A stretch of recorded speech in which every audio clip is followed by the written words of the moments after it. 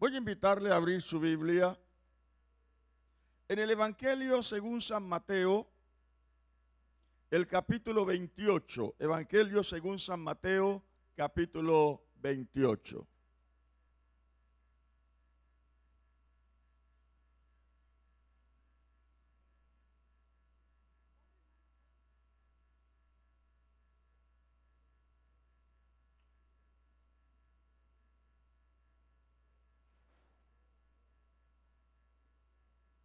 Gloria a Dios. ¿Ya lo tiene?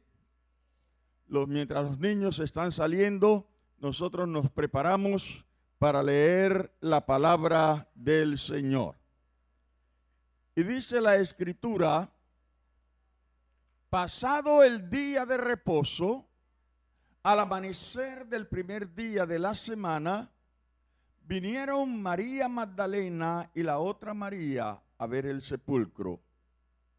Y hubo un gran terremoto, porque un ángel del Señor, descendiendo del cielo y llegando, removió la piedra y se sentó sobre ella. Su aspecto era como un relámpago, y su vestido blanco como la nieve. Y de miedo de él, los guardas temblaron y se quedaron como muertos. Mas el ángel respondiendo dijo a las mujeres: no temáis vosotras, porque yo sé que buscáis a Jesús, el que fue crucificado. No está aquí, pues ha resucitado como dijo. Venid, ved el lugar donde fue puesto el Señor.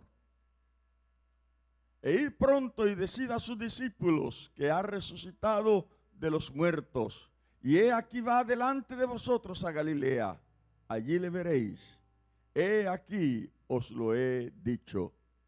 Entonces ellas, saliendo del sepulcro con temor y gran gozo, fueron corriendo a dar las nuevas a sus discípulos. Y mientras iban a dar las nuevas a los discípulos, he aquí Jesús les salió al encuentro diciendo: salve. Y ellas, acercándose, abrazaron sus pies y le adoraron.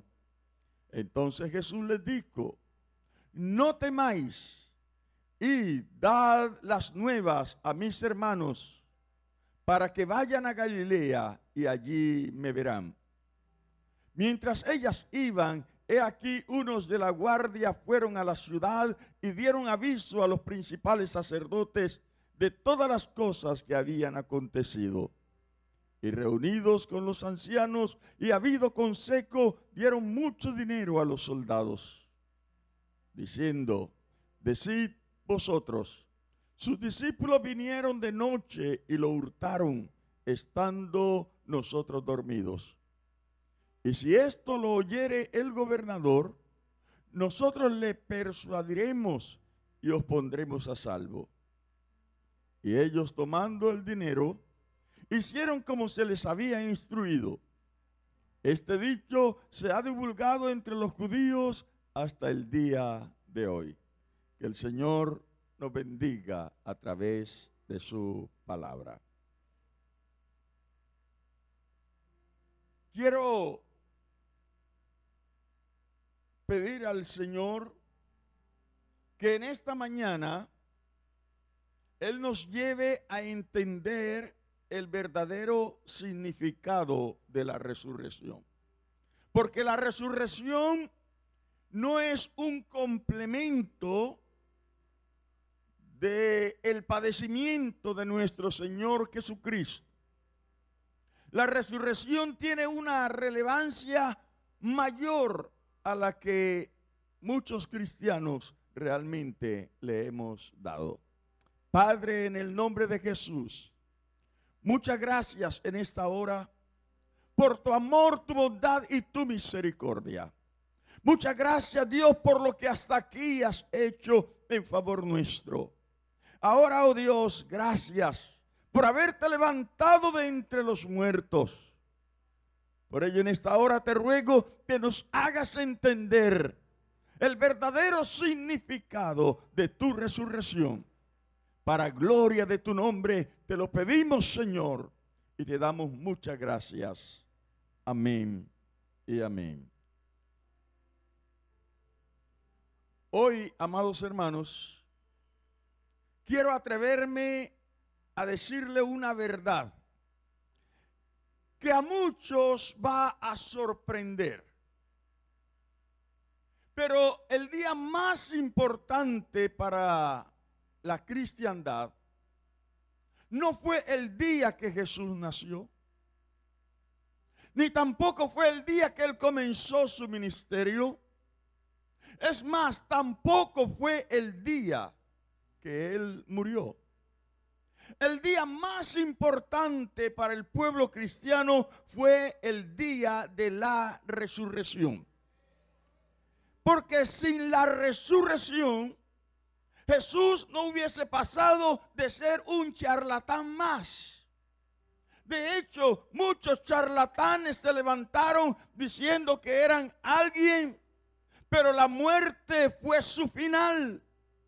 Lo que hace que Jesús sea diferente, lo que confirma que el mensaje de Jesús era un mensaje que venía de Dios, fue que ni siquiera la tumba lo pudo detener, porque al tercer día Él se levantó victorioso. Aleluya.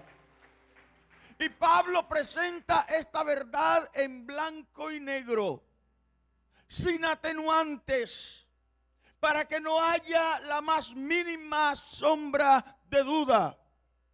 Pablo dice: si Cristo no resucitó, entonces nuestra fe es vana. Si Cristo no resucitó, somos los más dignos de conmiseración, somos los más dignos de lástima. Para Pablo, el cristianismo sin la resurrección es nada. Para Pablo, si Cristo no resucita de los muertos, sería el fraude más grande de la historia. Pero él está usando este argumento porque junto a él estaban quienes ocularmente habían visto al Señor después de resucitado. Denle un aplauso al Señor. Para poder entender la efervescencia de Pablo, cómo se levanta Pablo con una efervescencia única para decirle: escuchen, ustedes que están tratando de negar la resurrección de los que mueren en el Señor, ustedes que están tratando de demostrar que los que mueren en Cristo no van a resucitar, sino que la muerte es el fin de la existencia. Él les dice: escuchen, si Cristo no resucitó, entonces nosotros tampoco vamos a resucitar después de muertos. Y si no hay resurrección, si después de morir es el final de nuestra existencia, entonces somos los más dignos de lástima. Porque hemos predicado a un Dios que resucitó a Cristo, que no resucitó, si es verdad que los muertos no resucitan. Cuando Jesús murió en la cruz del Calvario, Él abrió ese camino y Pablo aprovecha esta oportunidad para sentar la doctrina, pero al mismo tiempo para dividir a los tres grandes grupos religiosos de la época. Habían tres grupos religiosos. Primero, los fariseos, los saduceos y los esenios. Eran los tres grandes grupos religiosos de la época. Y el propósito de Pablo es enfrentar a los esenios con los fariseos y los saduceos, porque tenían creencias diametralmente opuestas. Por ejemplo, los esenios creían que la salvación se alcanzaba a través de la autodisciplina. Y por eso eran personas que vivían bajo una rigurosa disciplina. Se marginaban de todo lo que sonara a placer. Se marginaban de todo aquello que representara comodidad. Así que estos esenios fueron personas que eran conocidas porque eran diferentes, eran extraños. Dice la historia que llegaban a vivir casi todos más de 100 años. Por la misma forma de vida. Nada de trasnocho, nada de diversiones. Entonces esta gente se caracterizó por eso. Cuando había un dolor, había una enfermedad, ellos decían que podían resistir el dolor, que podían resistir la enfermedad. Por eso no recurrían a los médicos, sino que ellos decían que por amor al Señor tenían que sufrir el dolor. Los esenios. Pero el segundo grupo religioso, y tal vez el más importante, el más influyente, son los fariseos. Los fariseos tenían la doctrina correcta. Enseñaban la doctrina correcta. Tan así fue que Jesús un día, avalando su doctrina, dijo: haced todo lo que los fariseos ¿qué? Os digan, pero no hagan lo que ellos hacen. Porque los fariseos tenían la doctrina correcta, creían en la resurrección. Los fariseos creían en las visiones. Los fariseos creían en los ángeles. O sea que tenían una doctrina muy similar a la que Jesús enseñaba. ¿Cuál era el problema? Que no practicaban la enseñanza que ellos enseñaban. Y por eso Jesús dice: hagan todo lo que ellos mandan, simplemente no hagan lo que ellos hacen. Y el tercer grupo, los saduceos. Los saduceos no creían en la resurrección, no creían en los ángeles, no creían en visiones, no creían en nada de estas prácticas. Y aquí lo importante: Caifás, el sumo sacerdote, era saduceo. Ahora entiende por qué el afán de Caifás de negar la resurrección de Jesús. No solo era porque Jesús iba a confirmar con la resurrección sus palabras, sino que esto desmoronaba la doctrina de los saduceos. Si hay evidencia de que Cristo resucitó, entonces ¿en qué hemos estado creyendo los saduceos? Por eso hay que buscar la manera como sea de negar la resurrección de Cristo. Y fue esa la razón que sobornaron a la guardia. Los que estaban custodiando la tumba, la guardia era de 16 soldados. Y ellos tenían muy claro que si se quedaban dormidos, eso ameritaba la pena de muerte. Así que si alguno de ellos se durmió, fue por turnos. Porque no podían dormirse. Esto era firmar su sentencia de muerte. Hay 16 personas allí. 32 ojos. Así que era imposible que los discípulos pudieran robar el cadáver del Señor, como pretendió hacer creer al pueblo el señor Caifás. Dice la Biblia, como ustedes acaban de ver en la dramatización, que de pronto un ángel del Señor descendió y removió la piedra. Y el Señor salió de la tumba. Ahora sí los soldados caen como muertos. Ahora sí están espantados. Ahora sí están asustados. Y alguien corrió a decirle: Caifás, ese hombre, el que matamos hace 3 días, ha resucitado. Pero ¿cómo que ha resucitado? Nosotros mismos le vimos. Tranquilos, muchachos. Necesitamos hacer algo por amor al pueblo. Ustedes no pueden difundir esa verdad. Estamos dispuestos a darle una buena cantidad de dinero que les va a servir para el sostén de su familia. Si ustedes dicen que se quedaron dormidos, pero Caifás, si nosotros decimos eso, firmamos nuestra sentencia de muerte. No se preocupen. Si el gobernador se entera de este asunto, que vamos a tratar de tenerlo en secreto, pero si esto llegara a filtrarse, entonces nosotros los pondremos a salvos. Nosotros convenceremos al gobernador para que les dé un indulto por haberse dormido supuestamente.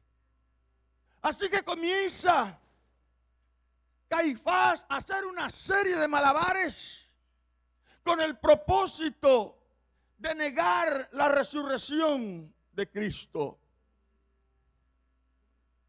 Estos soldados fueron sobornados, pero a los creyentes que se enteraron y que hablaron de la resurrección de Cristo, Caifás mandó una guardia para que los persiguieran.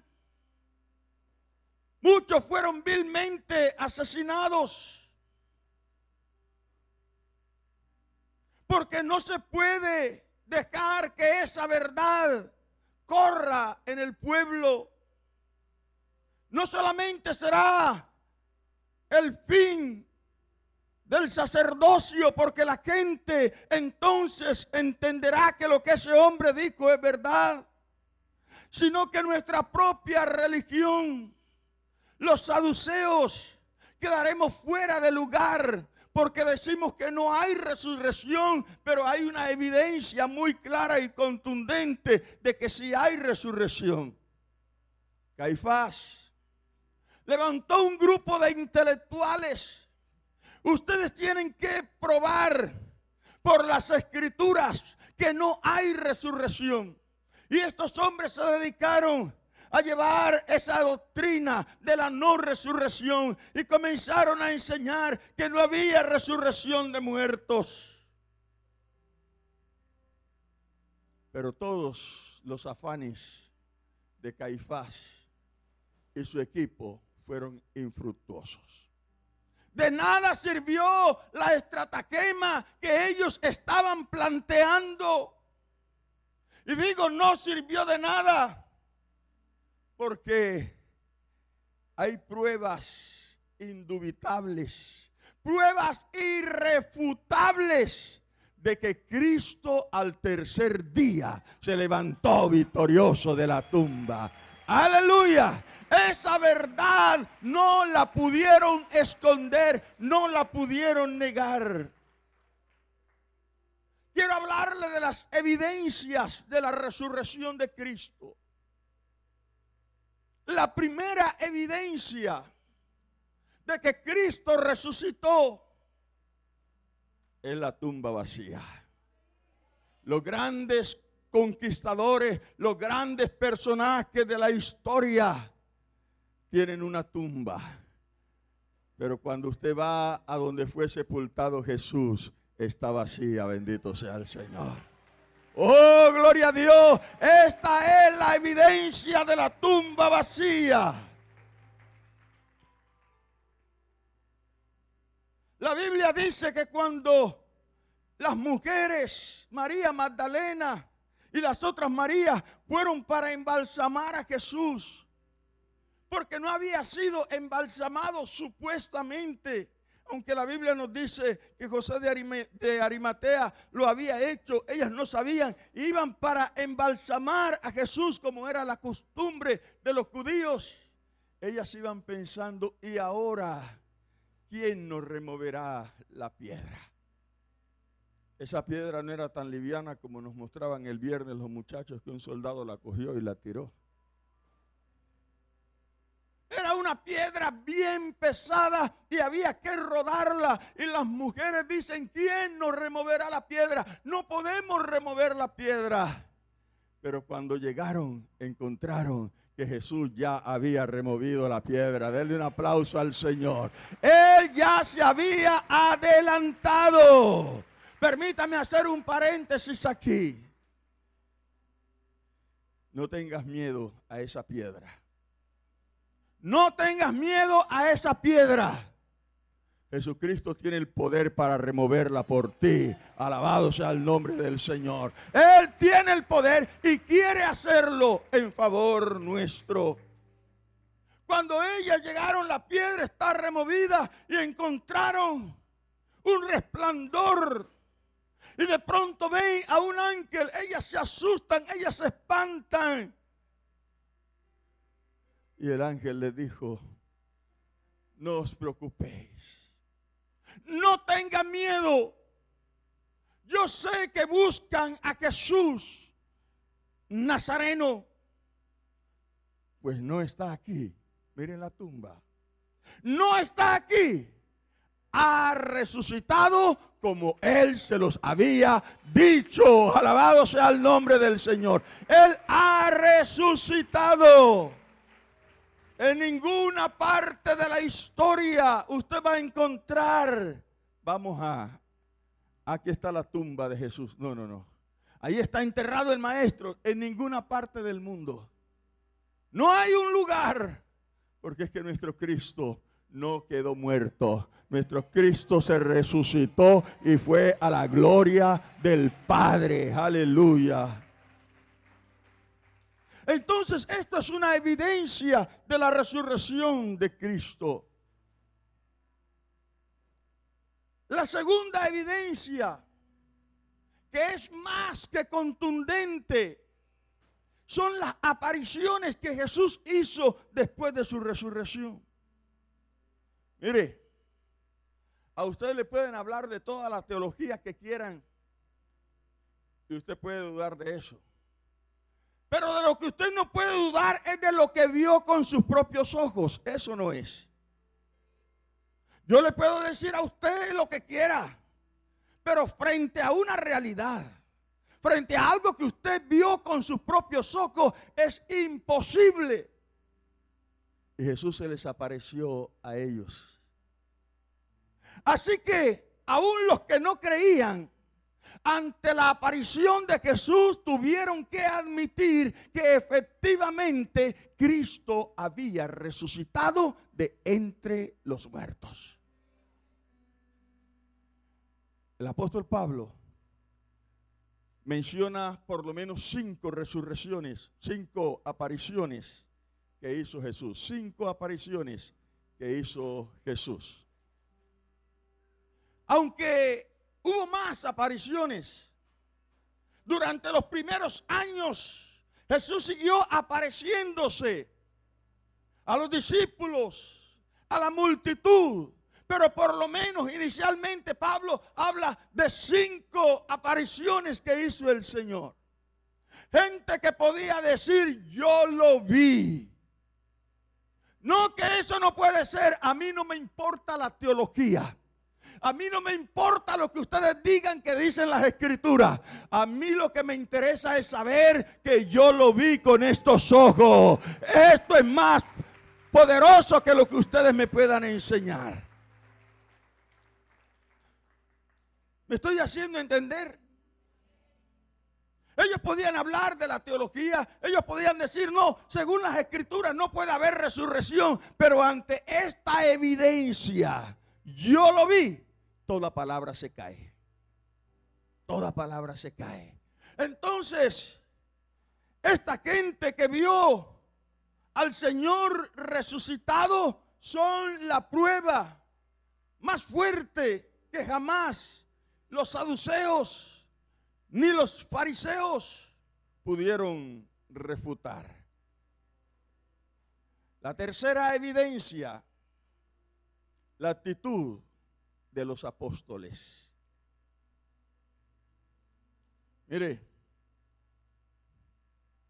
3 años y medio andando con Jesús, recibiendo las enseñanzas del mejor maestro que haya existido, no fueron tan fuertes como la evidencia de verlo resucitado. Ustedes recuerdan que cuando Jesús murió, algunos dijeron: vamos a volver a hacer lo que hacíamos, vamos a volver a pescar. En otras palabras, nuestro maestro murió. Él dijo muchas cosas, pero no, él murió vencido como cualquier otro mortal. O sea que esos 3 años y medio de enseñanza no fueron tan contundentes para ellos. Pero cuando le vieron resucitado, cuando ellos le ven resucitado, ahora hay un vuelco. Y ahora lo creen con tanta firmeza que estaban dispuestos a morir por ese maestro que había resucitado. Y entonces cuando comienza la persecución, ellos estaban dispuestos: no, si me van a matar, máteme, pero Cristo está vivo. Yo no puedo negar lo que he visto con mis propios ojos. Yo lo vi al Cristo resucitado y muchos morían. ¿Cómo puede alguien morir por algo falso? No.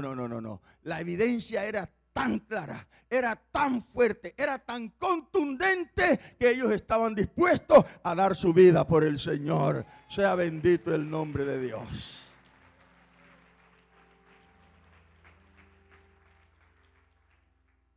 Ni el martirio los hizo retroceder, porque ahora tenían una convicción bien clara, bien firme.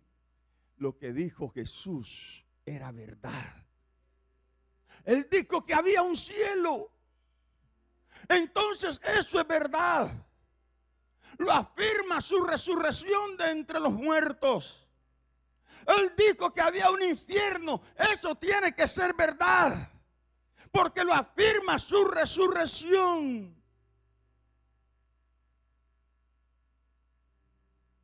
Una evidencia más de que Jesús resucitó es la conversión de su hermano Santiago. La Biblia dice que cuando Jesús comenzó su ministerio, ni aún sus hermanos creían en él. Por el contrario, ellos lo censuraban. Por el contrario, ellos lo señalaban. Pero ¿qué pasó con Santiago, que no creyó en Jesús?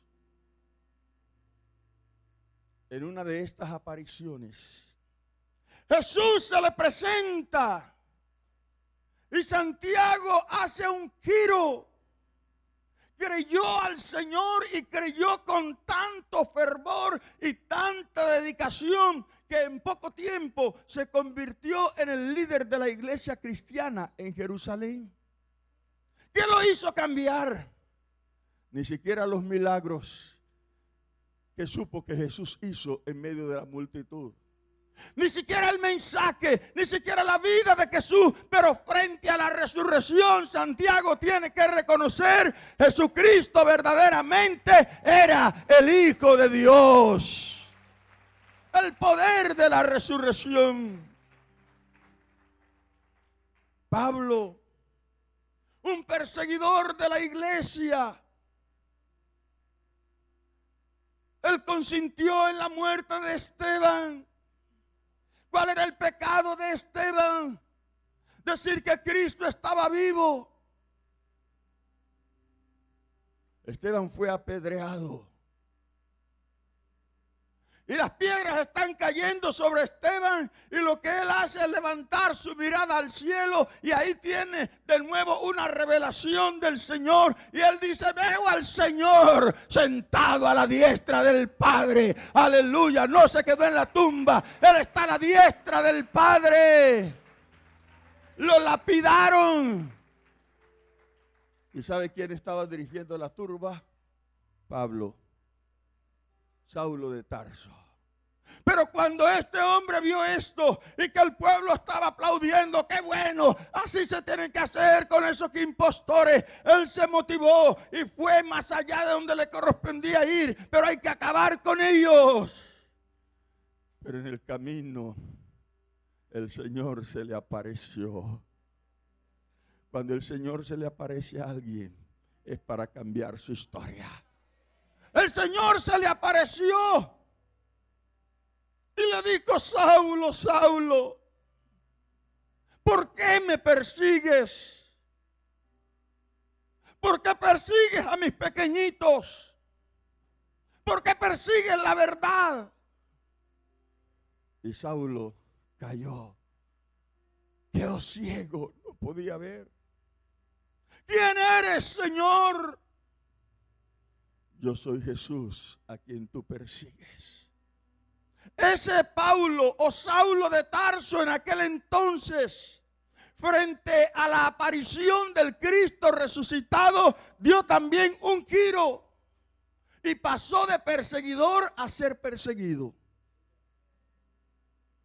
Abandonó su carrera militar. No me importa la carrera. Yo tengo que seguir y hablar de ese Cristo que se me ha aparecido.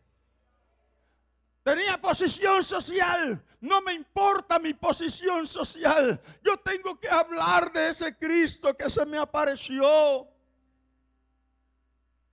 Y Pablo pasa de perseguidor, de perseguidor a perseguido.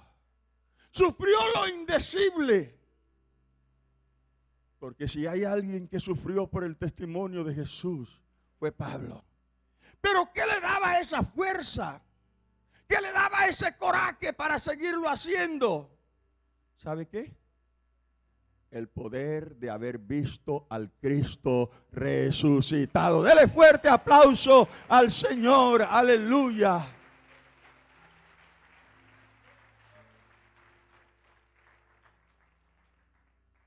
Si esto no es suficiente, le motivo a ir al sepulcro vacío. Ese sepulcro que está al pie de la calavera. Se le llamaba el lugar de la calavera porque es una inmensa roca. Y de lejos se ve como dos ojos y el mentón de alguien. Por eso se le conocía como el lugar de la calavera. Cuando se entra a ese sepulcro vacío, no hay nada, no hay un paño, no hay nada. Pero la sensación que le da a uno es de llorar y decir: Dios, perdóname. De decir: Dios, gracias. De decir: Dios, gracias por haberte levantado de esta tumba. Así que si ninguna de las anteriores es suficiente para usted, permítale al Señor traer convicción a su propio corazón. Es normal ver a la gente entrando allí por curiosidad y después salir bañados en lágrimas. Porque aunque eso ocurrió hace más de 2000 años, allí hay una presencia poderosa que es la presencia de Dios, del Cristo resucitado.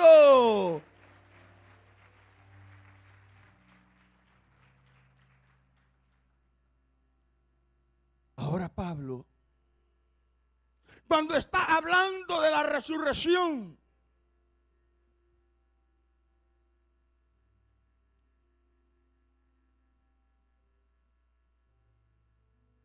había gente allí que había visto con sus propios ojos al Cristo resucitado. Y él dice: estos son los testimonios. Ustedes dicen que no hay resurrección. Y allá me imagino a unos levantándose: sí hay, porque yo lo vi. Alabado sea el nombre de Dios. Y yo en esta hora puedo decir: yo no lo vi resucitado, pero yo sé por mi espíritu que Cristo resucitó de los muertos y está a la diestra del Dios Padre. Bendecido sea su nombre. si la resurrección es la prueba reina de que Jesucristo estaba diciendo la verdad, entonces vamos a revisar su mensaje. Vamos a revisar la escritura. Vamos a revisar qué es lo que él estaba enseñando. Porque ahorita sus palabras adquieren un significado mucho más profundo para nosotros. Por eso a partir de hoy quiero motivarle a leer la Biblia no con un espíritu crítico. A leer la Biblia no como para leer una historia. A leer la Biblia como ¿qué quiere decirme Dios?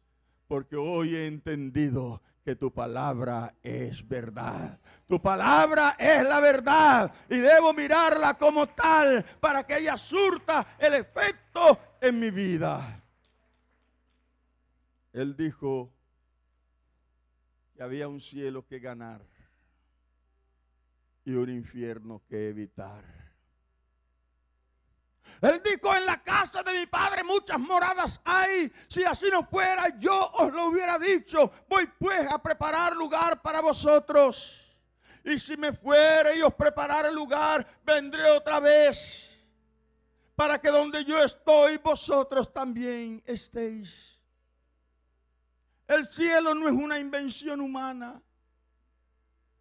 El cielo no fue algo que se inventaron los predicadores para tener entretenida a la gente. No, lo dijo Jesús. Ese cielo es real. Más real que el aire que estamos respirando hoy. Algunos cuando oyen la idea del cielo, fantasía. En este libro no hay fantasía, hermano. La razón por la cual Dios no ha derramado su juicio no es porque este libro es fantasía.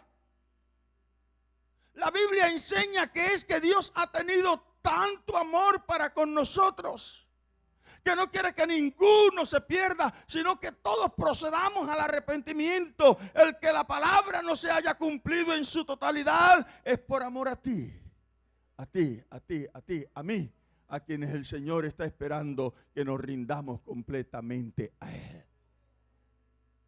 Él dijo que había un infierno. Los hombres han negado el infierno, otros lo han atenuado, diciendo que no es un lugar de tormento, que sencillamente el infierno es estar separado de Dios, pero nada más. Otros están argumentando que un Dios bueno, ¿cómo condenaría a sus hijos? Invéntese todos los argumentos que quiera. Pero la Biblia enseña, sea Dios veraz y todo hombre mentiroso. Todos los argumentos que el hombre pueda levantar, levántelos. Pero lo que dice la Escritura es que aquel que no recibe a Cristo como su Salvador y vive para Él, irá a un lugar de condenación eterna. Y Jesús fue más claro cuando dijo, donde el gusano de ellos nunca muere. Estaba hablando de algo literal. Algunos quieren disfrazarlo, pero es algo literal. Pero Jesús no dijo eso para atemorizar. Jesús lo que quiso fue advertirnos. Eso es como quien tiene en la repisa donde tiene los remedios un frasco de veneno. Y para que sus hijos no se vayan a atemorizar, le quita la etiqueta que dice veneno. Jesús no hizo eso. Él puso en un letrero más grande, veneno. Si te lo tomas, te mueres. Si te descarrías, te vas al infierno. Si te apartas de Dios, no verás la vida eterna, sino una condenación eterna. Y no lo hizo para hacernos sentir mal. Fue precisamente movido por amor que Él dijo esta verdad. Pero luego ofrece el remedio, el antídoto, la solución para que las personas no vayan a ese lugar de condenación. Él dijo: venid luego, dice Jehová, y estemos a cuenta. Si vuestros pecados fueren como la grana, vendrán a ser emblanquecidos. Si fueren como la grana, vendrán a ser como blanca lana. Ahí está el remedio. Ahí está la solución. Y hoy es ese día de revisarnos y de hacer propósito nuevo. Un nuevo propósito demanda el Señor de nosotros. Este día de la resurrección tiene que adquirir significado para la vida cristiana.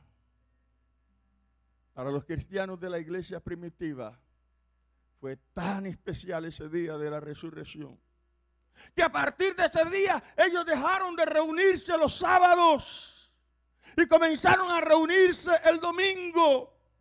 Y a partir de ese día, el domingo para ellos se convirtió en un día súper especial, porque en un día como ese, Cristo logró para ellos el acceso al Padre. Bendito sea Dios. Esté en pie, por favor, esté en pie.